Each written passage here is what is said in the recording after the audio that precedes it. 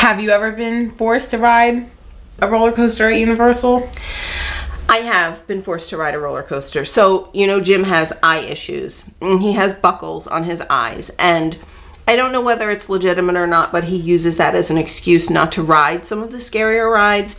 And I had a child that wanted to ride the Hulk roller coaster at Universal Studios. So I did go on the ride. I believe I probably was the loudest screamer on the ride. I believe it was the most uncomfortable I have ever been in my entire life. But I did it, and I survived. Was it traumatizing for you? I don't think it was traumatizing. I will never forget it. And I believe I was promised a vacation to Ireland in exchange, which, by the way, never actually materialized. I did go to Ireland, but not as a result of the roller coaster.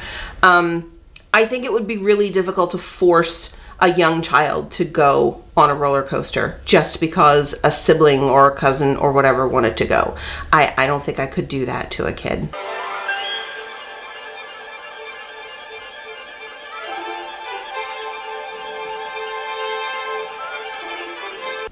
Hi, I'm Anna from BeautyGirlsMom.com, and I'm here today with my cousin Margaret. Hi. And Margaret is getting ready to take her niece and her nephew on a trip to Florida. And an interesting question came up about whether or not it's worth it to take a child who doesn't like the rides to places like Walt Disney World and Universal Studios. So, tell us what the problem is. Well, the problem is, one kid is the problem. There's two of them. Mm-hmm. How old is she? She'll be 10. This is her 10th birthday present. And my other one, he's going to be 11.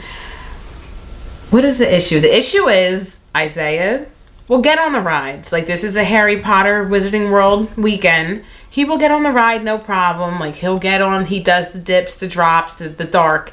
He's good. Mm-hmm. Where she would just like to go, say she saw the school, she saw the ride, she saw this, but she's not going to get on. So it's like, do I buy the ticket for her to walk in to say she saw this, she saw that, to get to make her, wait in line, go through the Hogwarts school, that's where everything is, go through the school, take a picture of her in the classroom or whatever they do, to make her wait for us to get off the ride, to leave the ride, to go to the next ride, to make her stand in line and wait so she can say she did this, she say she did that, to not get on the ride. Because she's going to get bored and then she'll get antsy and then she'll want to go home. So this is a problem that's not unique to you, because there are more and more often single parents that go down to Walt Disney World and they get there and inevitably there's a child that doesn't want to do some of the stuff. Mm-hmm. And when Bridget was little, Bridget was kind of a ride weenie. She didn't want to do anything that was fast. She didn't like to do roller coasters or anything like that. The good thing there is I am also a ride weenie, so she always had me to wait with while Jim did other things. But when you're there by yourself and there's not another adult, do you even go? Like, is it worth it? And I would have to say, yes, it is. I think the experience that she enjoys, which would be going and meeting and greeting the characters and getting the autographs and having her picture taken, is as valuable as the experience that Isaiah is getting, because he likes the rides and the attractions and things like that.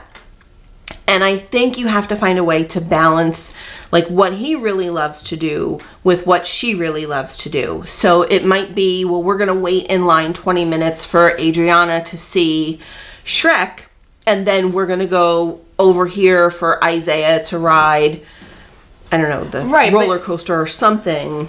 But now it's like, is that unfair to make, like, is it, so, and that's where I'm trying to, like, okay, my other option was to get the way I plan things is I thought we would go down on Thursday, first thing in the morning, go straight to the park, do the one wizarding thing, we're going to stay at a partner hotel, whatever, and then on Friday morning, do the second wizarding thing. I thought I would have somebody fly her down, because all she would like to do is swim with dolphins. I thought I would have someone fly her down and then do the whole dolphin thing. But am I being unfair now? Because Isaiah could care less about swimming with dolphins, but he'll do it because we're there. When she wants to do that, but could care less about Harry Potter, Wizarding World, but just would like to, oh, I saw the school, the wand. She wants the stupid wand. Oh, I got the wand. Like, I'll buy you a wand. You don't have, I'll buy you whatever wand you want. Get two. But I don't know if I'm being fair, because now, like, Isaiah's going to have to wait for her to take a picture, because I won't leave him in line for something else. Right. And then I read about, like, the fast pass things, but it's like, oh my, they're kind of expensive. Yeah, and for those that don't know, Universal Studios does charge for their Express Pass, which is similar to the Fast Pass, in that it does get you faster access to the rides and the attractions. The price, though, for the Express Pass can cost as much as $89 a day, which is almost like buying a second day at the theme park. Right. Yeah. And then do I buy her a pass so she has to wait in line with us, although she's not going to get on? Like, it's, I don't know what to do.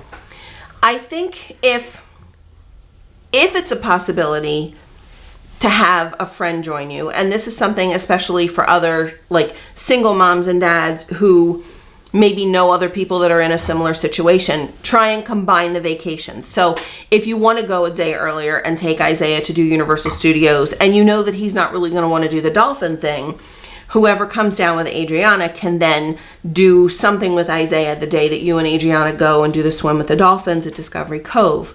For people that it's not an option to do that, Isaiah's 10, Grannywell is 10, and I am getting to the point where, as long as I'm there, I don't mind letting her go on an attraction by herself. And if she had a Fast Pass or an Express Pass, I would be even more comfortable. So maybe it's an option to just buy Isaiah the Express Pass and not anybody else, and let him do his things as long as you're there, which minimizes the wait for Adriana. Because instead of him waiting 30 minutes to do a ride, now he's got the Express Pass and he can do it in 10. So she's not standing around waiting the full 30 minutes. She's only waiting 10 minutes for him to get off the ride.